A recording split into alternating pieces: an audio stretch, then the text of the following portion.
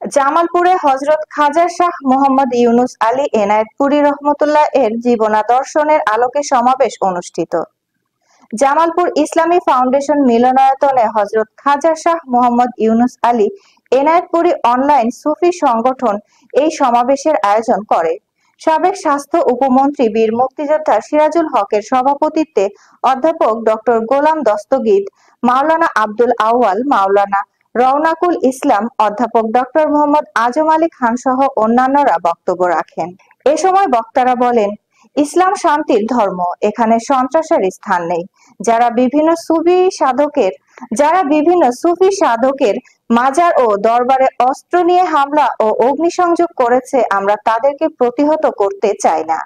হিংসা বিদ্বেষ নয়, ভালোবাসা দিয়ে ধর্মীয় সম্প্রীতি বজায় রেখে তাদেরকে সুফিবাদের পথে ধাবিত করতে আমাদের সবাইকে ঐক্যবদ্ধ হতে হবে। বিস্তারিত দেখুন জামালপুর প্রতিনিধি শরীফুল ইসলাম ঝোকনের প্রতিবেদনে।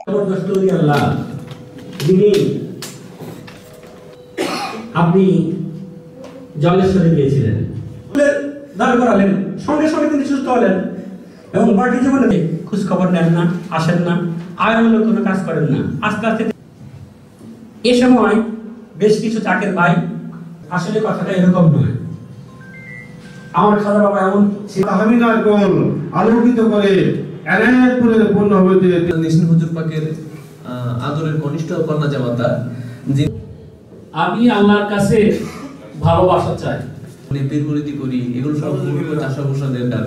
কিন্তু আমাদের মধ্যে জানাই, যদি কোনো ভুল ত্রুটি হয়ে থাকে আপনারা ক্ষমা সুন্দর দৃষ্টিতে দেখবেন।